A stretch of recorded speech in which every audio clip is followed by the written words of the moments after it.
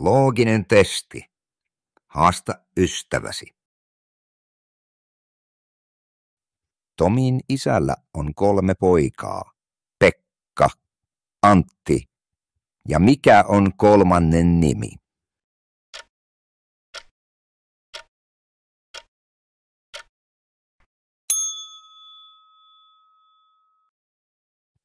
Olen aina ruokapöydässä, mutta et saa syödä minua.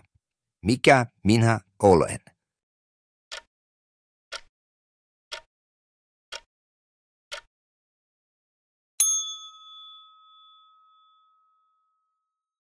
Minulla on siivet, pystyn lentämään, en ole lintu, mutta silti lennän korkealla taivaalla. Mikä minä olen?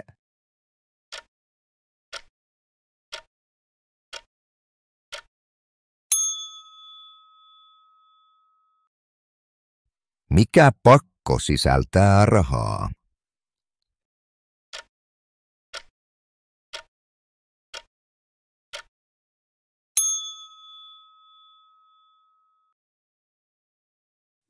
Millä on 4 sormea ja peukalo, mutta se ei ole elossa?